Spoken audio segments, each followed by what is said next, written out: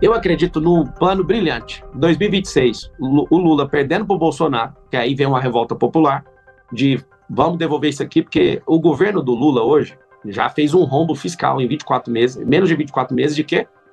Mais de 1 trilhão. Se ele repetir essa merda, ainda mais agora que ele trocou o presidente do Banco Central, ele vai baixar a taxa de juros e vai gastar como uma pessoa, um filho pródigo, que é o que ele tá. Minha visão em relação ao Lula é que ele é o filho pródigo. Pegou a riqueza de um povo e tá gastando tudo, que é a última chance dele. O que acontece? Se for o cenário perfeito, Bolsonaro presidente de novo, Tarcísio governador reeleito, parando de falar essas asneiras, Marçal na Prefeitura de São Paulo é a tríplice coroa. No vídeo de hoje, trazemos uma análise impactante sobre a candidatura de Pablo Marçal à Prefeitura de São Paulo. Vamos mergulhar em suas propostas audaciosas, incluindo o polêmico cheque moradia, que promete transformar a vida das famílias paulistanas em um cenário político repleto de controvérsias. E não para por aí. O presidente Luiz Inácio Lula da Silva será tema de críticas contundentes à medida que discutimos como suas decisões e o financiamento de campanhas podem afetar o futuro político da cidade e do Brasil. Fique conosco até o final e descubra como você, eleitor, pode ser parte dessa mudança histórica. Não perca a oportunidade de entender o que está em jogo e como suas escolhas nas urnas podem moldar um futuro promissor. Porque você não entendeu a inteligência desse investimento. Você não pode dizer o que eu entendi ou o que eu não entendi, Pablo. Aí você está querendo ler dentro da minha cabeça, né? Se você ficar menos hostil, talvez você entenda melhor. Você que não pode tirar essa conclusão por mim. Segue mas aqui não é um debate, aqui é uma entrevista. Então, assim, se você faz sua pergunta, eu faço a resposta, eu te pergunto algumas coisas, a gente vai seguir na nobreza, senão a gente vai partir para baixaria desse jeito. Se o Lula morrer, eu saio candidato a presidente do Brasil. Então, a única condição que eu vou colocar vai ser essa. Com a morte do Lula, pode escrever assim na notícia. Se Lula morre, porque ninguém dura para sempre, eu viro candidato a presidente, porque nem Tarcísio vai dar conta, porque ele apoiou o cara errado, o Bolsonaro vai estar inelegível, e eu quero servir o Brasil. Só nessa hipótese, tá bom? Preciso de gente visionária. Essa não foi a minha pergunta. Você já tem? Ou isso é só um sonho? Porque eu já te falei, mulher, eu já estou no projeto da FG, Pablo, pessoa física. Eu estou no projeto. 1.200 bilhão e acha que vai tirar esse retorno em turismo na Zona Sul de São Paulo. Você falou o valor errado, esse valor aí não existe para construir um prédio de 1 quilômetro de altura. Então a gente tem que mudar todo mundo para lá, porque tá barato demais a construção lá. Não falei valor errado, não, tá certinho. Não tá, porque não termina uma obra dessa, eu sou construtor. A metragem quadrada e a tecnologia para fazer um prédio desse não termina. O valor tá errado, não. Tá certo. Errado. Não constrói um prédio com R$1 bilhão, não é dólar, não. 1.200 bilhão e a minha pergunta... É porque você falou reais. Não, você tinha falado reais. Você não vai... Resumindo, você vai ter uma sala lá, Landinho. Você vai ter uma sala lá para fazer podcast nesse prédio. Eu não preciso de sala lá, eu só preciso que você responda a minha pergunta. Disse que vai estar no evento, né, convocado ali pelo presidente Jair Bolsonaro, cuja bandeira é o impeachment do ministro Alexandre de Moraes. Da onde que você tirou a que eu falei que eu vou? Eu vi pergunta sua no WhatsApp, eu nem te respondi, mas você está afirmando isso da onde? O senhor confirmou para os organizadores a sua presença. Negativo, nunca confirmei, é uma surpresa o 7 de setembro. Do jeito que vocês gostam de falar, fake news. Isso aí foi uma fake news. Você me perguntou no WhatsApp, eu não te respondi, para ninguém. É uma surpresa. A resposta é surpresa. Surpresa. Não precisa ficar ansiosa, Raquel, é surpresa. O senhor é a favor do impeachment do ministro Alexandre de Moraes? Olha, o que tem que ser a favor é o povo, certo? Eu estou candidato à Prefeitura de São Paulo. A Prefeitura não tem competência disso. Tem exagero? Sim. Igual vocês noticiaram, tem que ser apurado.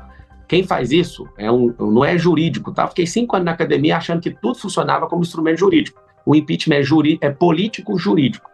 Se não tiver alguma situação em relação aos exageros, eu acredito que ele vai ter um problema muito grande. O que ele precisa de fazer? Ele precisa reconhecer esses erros. Falando agora para não criar uma ruptura, porque o impeachment cria uma ruptura absurda. Então, vocês precisam cobrar os senadores. São 81 senadores da República que precisam ser pressionados até a morte. Mas se o senhor poupa o ministro Alexandre de Moraes... Pouco não, ele tem que ser investigado. Nunca poupei. Isso é outra mentira sua. Raquel, isso é mentira.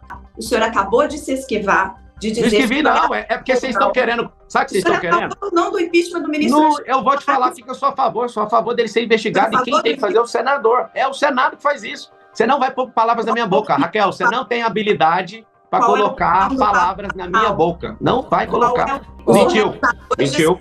Mentiu, você vai ter que ouvir a verdade agora. Você mentiu porque eu não dei essa declaração. Porque você não entendeu a inteligência desse investimento. E você não pode dizer o que eu entendi ou o que eu não entendi, Pablo. Aí você está querendo ler dentro da minha cabeça, né? Se você ficar menos hostil, talvez você entenda melhor. Você que não pode tirar essa conclusão por mim. Mas aqui não é um debate, aqui é uma entrevista. Então, assim, se você faz sua pergunta, eu faço a resposta, eu te pergunto algumas coisas, a gente vai seguir na nobreza, senão a gente vai partir para a baixaria desse jeito. O senhor vai cumprir os 4 anos de mandato, caso seja eleito, independente da conjuntura política, ou a conjuntura política de 26 é que vai decidir se o senhor vai até o fim ou não, caso seja eleito? Eu nunca escondi que eu serei presidente do Brasil. Eu vou mudar São Paulo para provar para o mundo inteiro, não é só para o Brasil não, que tem como o brasileiro ser o povo mais próspero da terra. É sobre prosperidade. Eu sou o estilo de José do Egito aqui nessa cidade e para esse país.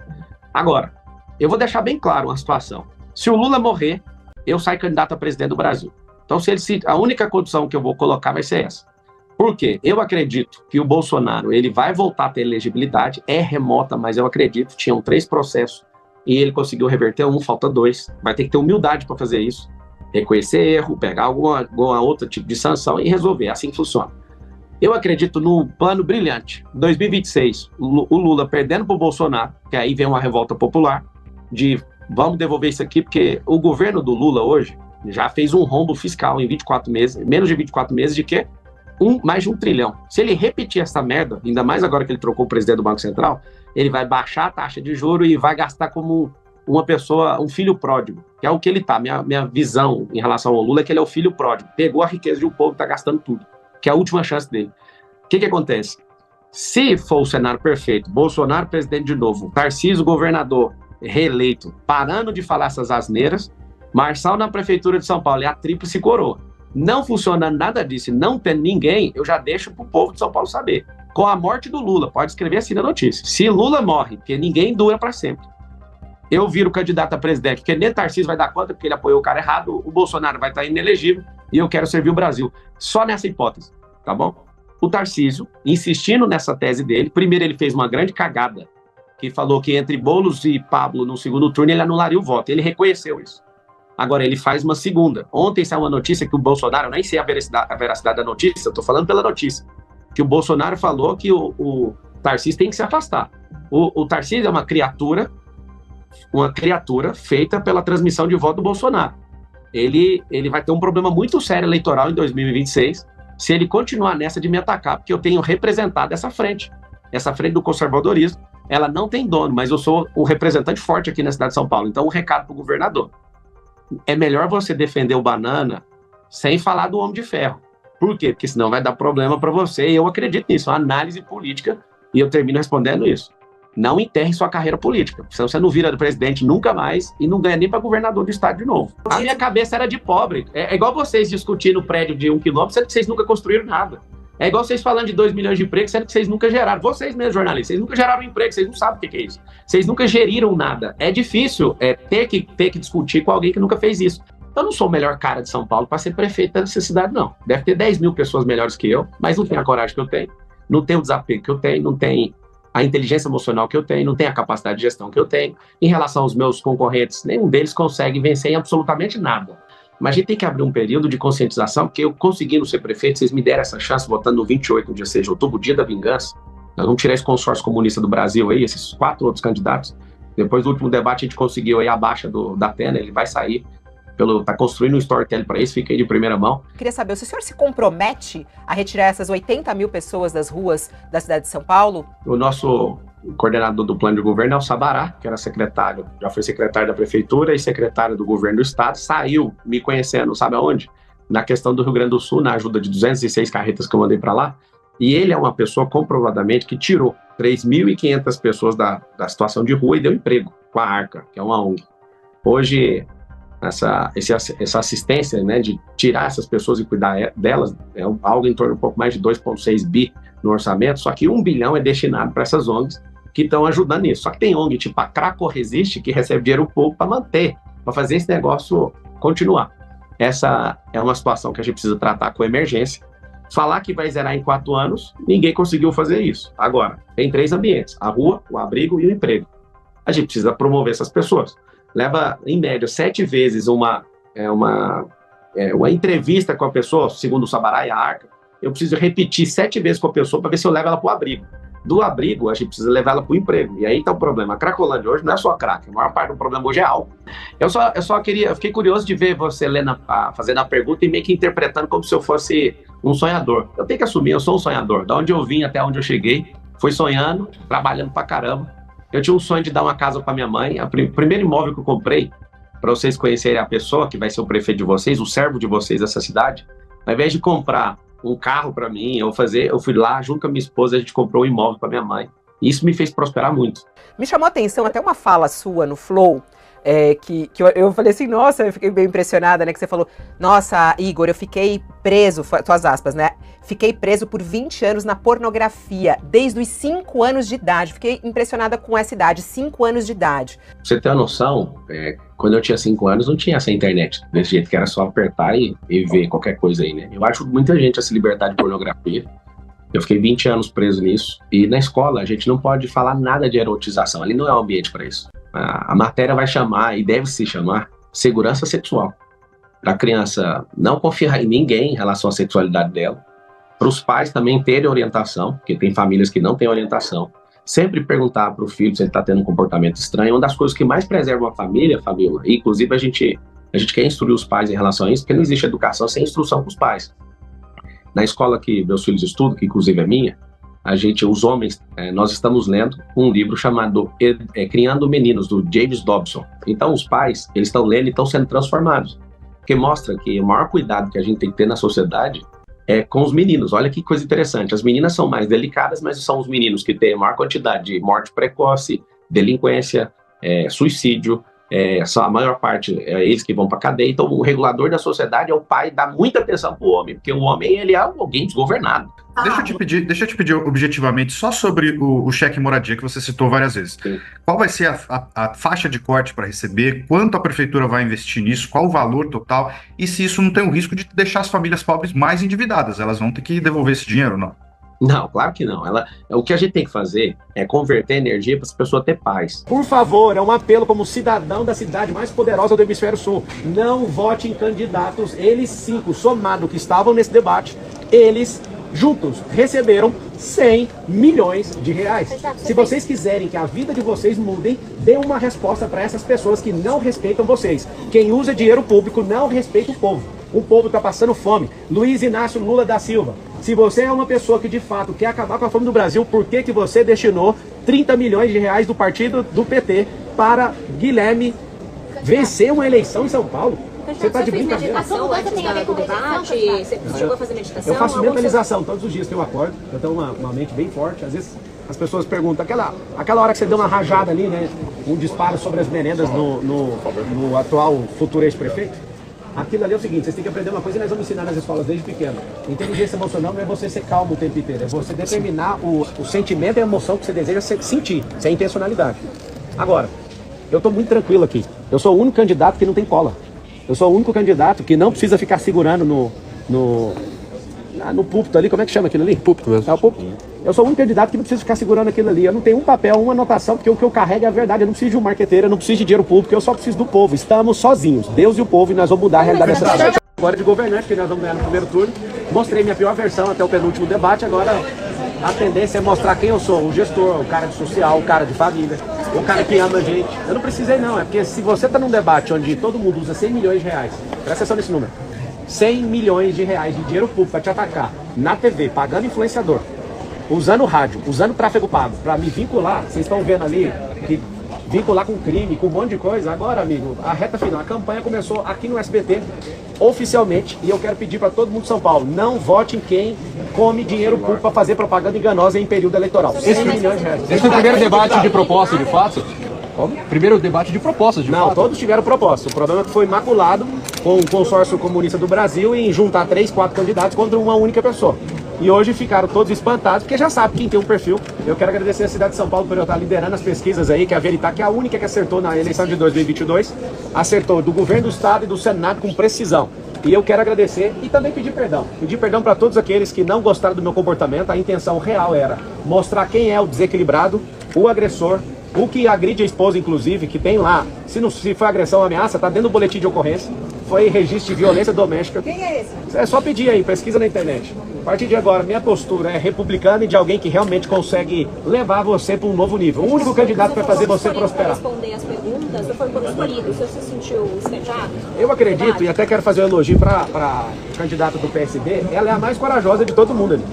Ninguém dos homens tem coragem de dirigir a palavra para mim. O atual futuro ex-prefeito, ele teve a capacidade de fazer as perguntas para o Bolis, mas não teve a capacidade de fazer a pergunta para mim. Eles não têm coragem de fazer a pergunta. Nós teremos talvez 3 ou 4 debates, eles não conseguem fazer uma pergunta para mim. Então fica meu registro aqui, a candidata guerreira, que é corajosa, as mulheres estão dando um show nessa eleição. As perguntas todas que vêm na minha direção são apenas das mulheres, então meu respeito total às mulheres. Candidato, como o senhor falou em debate sobre essa postura de governante, queria saber o que o senhor descreve como uma postura de governante e por que a partir desse debate de agora? Porque agora que o povo se interessa, todo mundo ficava cobrando bastante, a gente quer as propostas. Pessoal, como ouvir propostas de alguém que é desequilibrado, agressor, assediador de mulheres, agride a própria esposa? A gente tem que ver que se a proposta não estiver vinculada, concatenada, a viabilidade emocional e mental de uma pessoa, a proposta não vai vingar e não vai fazer. Então, a partir de agora, não esperem nem comentários meus em relação às pessoas que estão atrás das pesquisas. Por quê? Porque eu já mostrei o desequilíbrio de todos. O perfil ditatorial de alguém que avançou na carteira de trabalho, que ele é alérgico a trabalho. Eu, de fato, viro a página aqui, estando no SBT, e quero deixar o registro aqui a pessoa do Silvio Santos, um dos 5 brasileiros mais importantes da história dos 500 anos de Brasil, um cara que eu aprendi muito com ele. É um cara de princípios, um cara que sempre amou as pessoas que trabalham com ele, alguém que de fato trouxe esperança para o Brasil. E Silvio Santos, aonde você estiver, eu quero te mandar um recado. Tolero a sua capacidade e o seu poder de ser presidente do Brasil. E se você tivesse sido, ao invés de Lula e esses canalhas que foram aí, a gente teria um outro país hoje, todo mundo seria muito próspero. Uma pena terem tirado você de forma covarde da disputa eleitoral. E eu tô aqui para te falar algo, na sua televisão. Eu vou carregar esse bastão seu em respeito a tudo que você acreditou sobre o Brasil. E obrigado por você ser um brasileiro que saiu do zero e virou um multibilionário e que terminou a sua carreira respeitando todo mundo. É um grande aprendizado. Rejeição.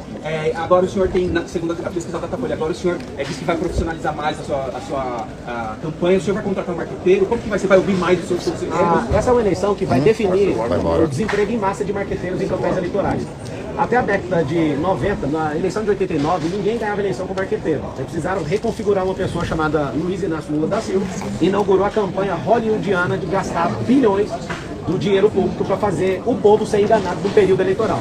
Essa eleição, o dinheiro que eu tenho, que eu recebi de doações de pessoas privadas, não dá para vencer a eleição de vereador. Eu queria que vocês colocassem uma nota da imprensa em relação a isso. Esses 2 milhões de reais não tem possibilidade de uma pessoa ter 1% das intenções de voto. Ou seja, está acontecendo um milagre. Sem tempo de TV, sem tempo de rádio, sem alianças políticas. Não fiz, eu não quis vender minha alma para partido grande. Eu não loteei a prefeitura, eu não estou gastando um único real. Vocês viram, inclusive, uma candidata do Novo falar que não concorda em receber dinheiro público e acabou recebendo. Ou seja, qual é a lógica de não concordar com algo e receber esse algo? Eu quero lançar um movimento nacional. Não vote em candidatos que tomam dinheiro público. Como Pablo Marçal já afirmou diversas vezes, essa disputa eleitoral e a luta pela prefeitura são verdadeiras batalhas. Após esse processo eleitoral, os candidatos frequentemente parecem fazer as pazes e retomar suas relações como antes das eleições. Mas será que essa rivalidade é genuína? Será que tudo isso que o renomado líder Silas Malafaia mencionou em relação a Pablo Marçal é verdadeiro? Antes mesmo de entrar na corrida eleitoral, seja para a presidência em 2022 ou para deputado, Pablo já contava com uma enorme base de seguidores nas redes sociais. Ele possui uma habilidade em comunicação e sabe como engajar as pessoas. Agora, totalmente voltado para a política, ele continua a ganhar apoio. Mesmo você que não reside em São Paulo, o que pensa sobre as afirmações de Pablo Marçal e a defesa de seus ideais? Deixe sua opinião sobre o candidato nos comentários. E para mais conteúdos como este, não esqueça de se inscrever no canal e ativar o sininho para receber as últimas atualizações sobre a política no Brasil.